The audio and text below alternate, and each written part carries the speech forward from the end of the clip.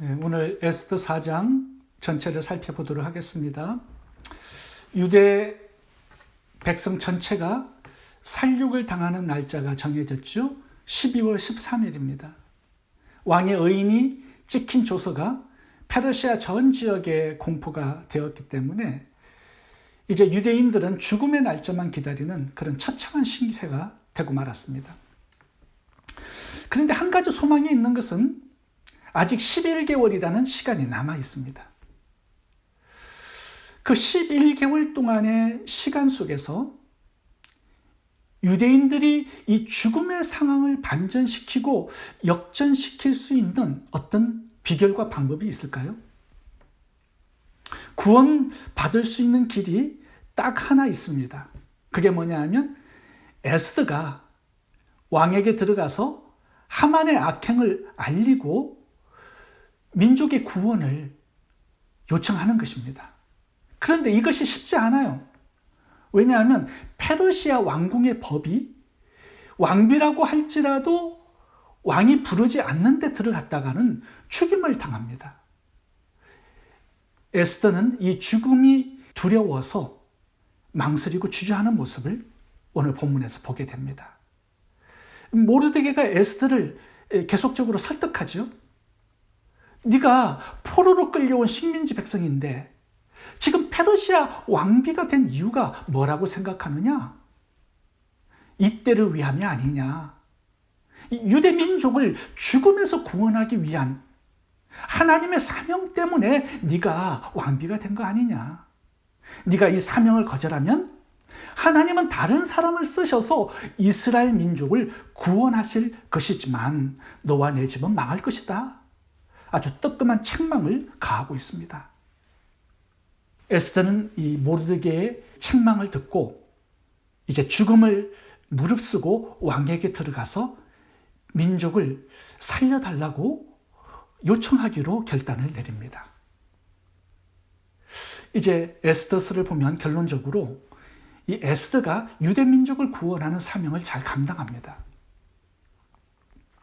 에스더는 어떻게 죽음의 위기에 처한 유대 민족을 구원할 수 있었을까요? 그 비결을, 그 방법을 오늘 본문에서 세 가지로 살펴보도록 하겠습니다. 첫 번째는 먼저 기도하는 것입니다. 에스더가 내일 본문에 보면 왕을 만나러 들어갑니다. 하만을 물리칠 계획을 세우고 액션을 취합니다. 그런데 왕을 만나러 들어가기 전에 또 하만을 죽일 그런 계획을 세우기 전에 먼저 3일 금식 기도를 했다라는 거 우리가 기억할 필요가 있습니다. 이 기도가 우선순위에 와야 한다라는 겁니다. 만약에 에스더가 모르드게와 함께 왕을 찾아가서 상소문을 올리고 하만의 악행을 고발했다면, 액션을 취했다면 어떻게 되었을까요? 자신들의 노력과 어떤 지식과 지혜로 이 민족의 대학살 문제가 해결이 될 수 있을까요? 제가 어제도 말씀드린 것처럼 이게 영적 전쟁입니다. 마귀가 지금 왕과 하만을 붙잡고 사용하고 있어요. 이스라엘 민족을 죽이기 위해서. 그런데 무슨 수로 에스더와 모르드게가 자신들의 노력과 수고로 이 문제를 해결할 수 있겠습니까? 이 문제는 하나님의 도우심이 아니면, 하나님의 개입이 아니면 절대로 해결할 수 있는 문제가 아닙니다. 그래서 먼저 기도해야 한다라는 거예요. 3일 금식 기도 후에 에스더가 이제 액션을 취하게 됩니다. 에스더가 왕 앞에 나아가죠. 왕이 에스더를 죽이지 않고 환영합니다. 사랑스럽게 봐요. 하나님이 은혜를 주신 거죠. 에스더가 잔치에 왕과 하만을 초대하자 그렇게 하겠다라고 말합니다. 에스더가 왕에게 하만의 악행을 고발하지요. 그때 임금이 분노를 발합니다. 하만을 장대에 매달아 죽이라고 명령을 하죠. 이게 전부 다 하나님의 개입하심이 있기 때문에 일어나고 있는 일들입니다. 3일 금식 기도 후에 하나님께서 얼마나 강하게 역사하셨는지를 우리가 보게 되는 거죠. 내가 풀 수 없는 어떤 사건과 문제들, 절망하거나 인간적인 방법부터 찾지 말고 하나님께 먼저 기도하고 도움을 구하라는 것입니다. 이게 문제 해결에 있어서 바른 순서라는 거예요. 제가 박스 안에다가 시편 107편을 제가 기록해 놓았습니다. 한번 같이 보도록 하겠습니다. 이 시편 107편은요, 성도들이 시련이나 어려움을 당할 때 기도의 타이밍이 매우 중요하다는 것을 강조하는 시편입니다. 먼저 내 힘을 힘껏 써본 후에, 모든 시도를 다 해본 후에, 모든 사람들의 도움을 다 구한 후에 버텨보다가 끝에 가서 기도를 최후 수단으로 삼지 말라고 말씀을 합니다. 먼저 기도하고 일찍 기도하고 적시 기도하고 기도가 우선순위가 되게 하라, 이렇게 말씀하는 시편이에요. 이 시편 107편에 우리가 그다지 눈여겨보지 않는 단어가 하나 있습니다. 이해라는 단어예요. 이해라는 단어가 무슨 뜻이냐면 적시라는 뜻입니다. 시편 107편 읽어보겠습니다. 5절부터 줄이고 목이 말라 그들의 영혼이 그들 안에서 피곤하였도다. 이에 그들이 근심 중에 여호와께 부르짖음에 그들의 고통에서 건지시고 12절 그들이 엎드려져도 돕는 자가 없었도다. 이에 그들이 그 환난 중에 여호와께 부르짖음에 그들의 고통에서 구원하시되 18절 사망의 문에 이르렀도다. 이에 그들이 그들의 고통 때문에 여호와께 부르짖음에 그가 그들의 고통에서 그들을 구원하시되 27절 그들의 모든 지각이 혼돈 속에 빠지는도다. 이에 그들이 그들의 고통 때문에 여호와께 부르짖음에 그가 그들의 고통에서 그들을 인도하여 내시고. 문제가 있을 때 즉시 기도하라는 거예요. 먼저 기도하라는 거예요. 기도에는 타이밍이 무척 중요하다는 말씀을 하고 있습니다. 기도가 너무 늦지 않기를 바랍니다.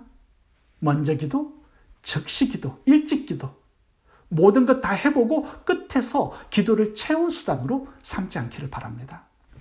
두 번째, 문제를 해결하는 비결은 기회를 붙드는 것입니다. 오늘 본문에는 모르드게와 에스더의 대화가 아주 길게 나옵니다. 모르드게는 에스더에게 왕에게 빨리 들어가라, 하만의 악행을 빨리 고발하라, 이렇게 말하고요. 에스더는 지금 내 처지와 형편이 좀 좋지 않습니다. 지금은 하기 어렵습니다. 이렇게 대답을 합니다. 그 이유가 뭐냐면 왕의 부름을 받지 못한 지가 30일이 넘었고 부름을 받지 못한 상황에서 왕에게 나아가면 죽임을 당합니다. 그래서 나는 지금 할 수 없습니다. 이렇게 나오고 있죠. 근데 모르드게가 에스더를 계속 설득합니다. 네가 지금 페르시아 왕비가 된 거 사명 때문이다. 민족을 구원해야 하기 때문에 지금 네가 국무의 자리에 앉은 것이다. 네가 지금 사명을 감당하지 않으면 하나님은 다른 사람을 쓰셔서 민족을 구원할 것이고 너의 집은 망할 것이다. 모르드게의 설득에 에스더는 나중에 예스를 하죠. 사명의 기회를 제가 붙들겠습니다. 왕에게 들어가 하만의 악행을 고발하겠습니다. 죽으면 죽으리이다. 만약에 에스더가 죽음이 두려워서 사명을 지금 거절했다면 어떻게 되었을까요? 모르드게의 말대로 하나님은 다른 사람을 쓰셔서 유대 민족을 구원하셨을 겁니다. 그리고 에스더는 버림을 받게 되겠죠. 소금이 만일 그 맛을 잃어버리면 무엇으로 짜게 하리요? 쓸모없게 되어서 밖에 버리게 되고 사람들의 발에 밟힐 뿐이다 라고 말씀하죠. 빛이 사명을 감당하지 않으면 남도 어둡게 되고 자기 자신도 어둡게 되는 거죠. 그러므로 이 사명을 감당하고 특별히 사명의 기회를 잘 붙드는 것, 이게 굉장히 중요하다는 겁니다. 지금의 형편과 처지가 어렵기 때문에 사명을 내일로 미루지 말라는 거예요. 마태복음 25장에 보면 한 달란트 받았던 종이 나옵니다. 사명의 기회를 붙들지 못하고 하나님의 심판대를 만나게 되죠. 줄인 자, 벗은 자, 목마른 자, 나그네, 병든 자, 갇힌 자를 도와주었느냐? 이 사명을 하나님께서 물어보십니다.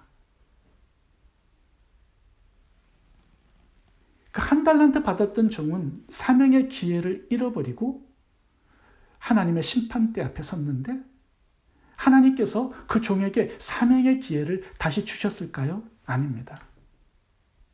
열처녀 비유도 마찬가지죠. 평소에 어리석은 다섯 처녀들은요, 믿음을 잘 준비하지 못했습니다.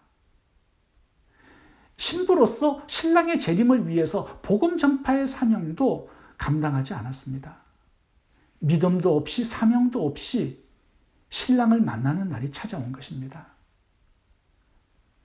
그렇다면 다시 믿음과 사명을 준비할 기회가 다시 주어졌을까요? 아니죠. 우리의 인생은 일생입니다. 세컨 찬스는 없습니다. 너무 늦기 전에 구제, 전도, 선교의 사명을 잘 붙들고 헌신할 수 있기를 바랍니다. 헌신의 기회가 항상 있지 않기 때문입니다. 재물, 건강, 시간, 기회가 있을 때 복음의 사명에 헌신하고 동참할 수 있기를 바랍니다. 세 번째, 작게 사명을 감당하라고 말씀합니다. 오늘 본문에는 유대민족 구원 사역에 쓰임받은 사람들이 나오는데요. 모르드게와 에스더가 주인공으로 나오죠. 그리고 3일 금식 기도를 한 유대 백성들도 오늘 본문에 나오죠. 그리고 또 하나 오늘 본문에 나오는 사람이 있는데요. 넷이 하닥입니다. 이 사람의 이름이 오늘 본문에 8번이나 나옵니다.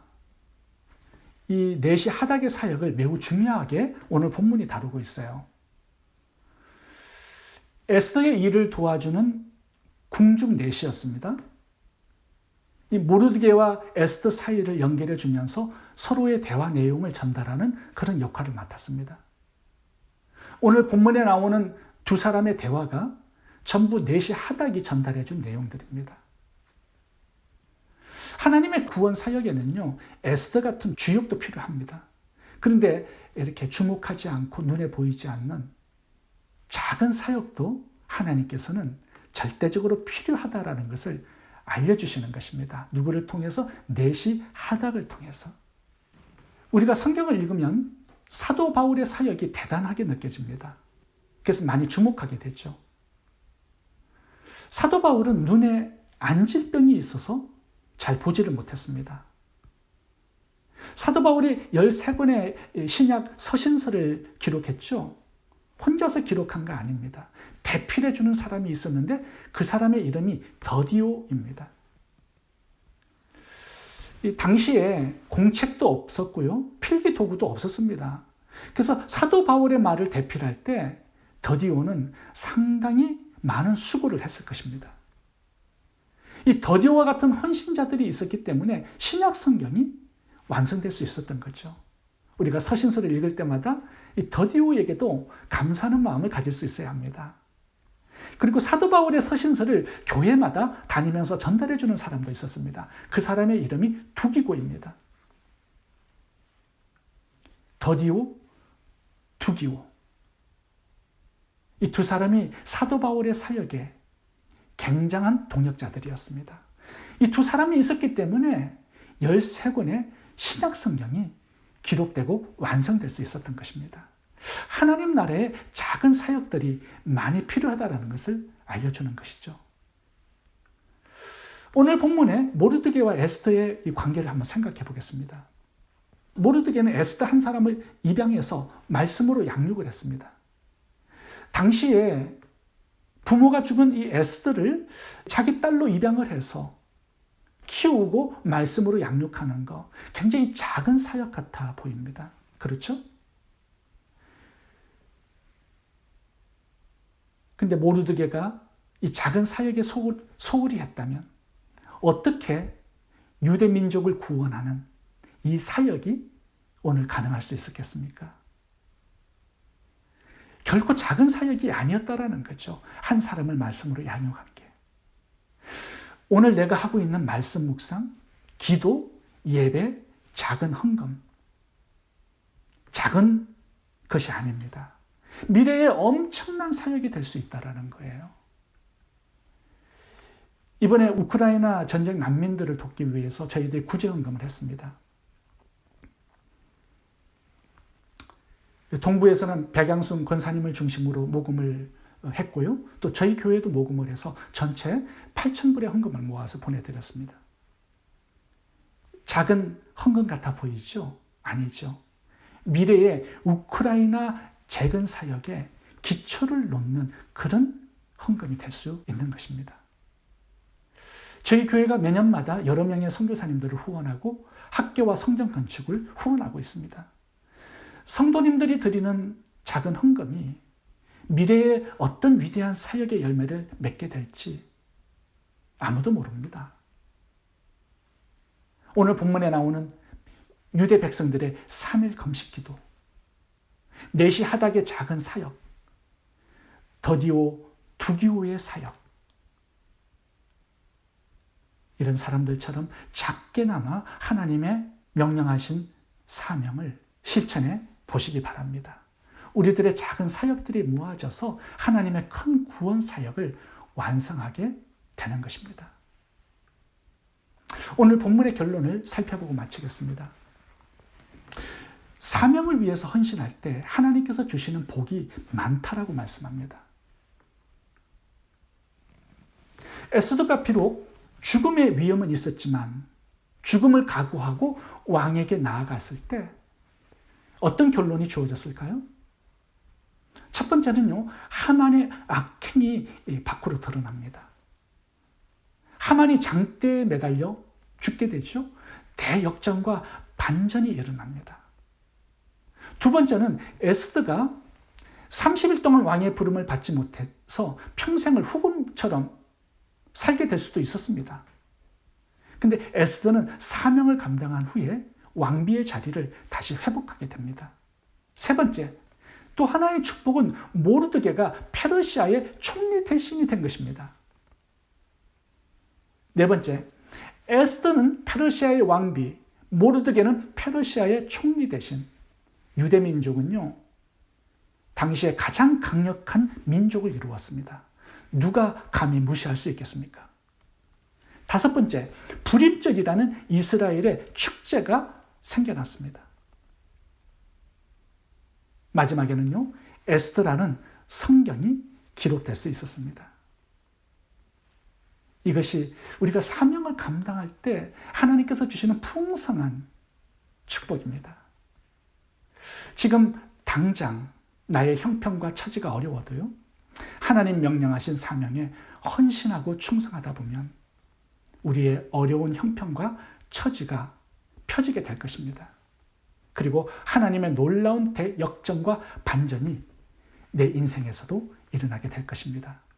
오늘 본문은 하나님께서 일하시는데 필요한 3가지 원리를 우리들에게 알려주고 있습니다. 첫 번째, 기도로 시작하라. 두 번째, 기회를 붙들라. 세 번째, 작게 헌신하라. 기도하겠습니다. 좋으신 하나님, 기도의 타이밍을 잘 붙들고 사명의 기회도 잘 붙들고 작은 사역에 헌신하고 충성해서 내 형편과 처지도 풀어지고 하나님의 대역전과 반전의 역사도 경험하는 저희 모두가 되게 해 주옵소서. 예수님 이름으로 기도합니다. 아멘.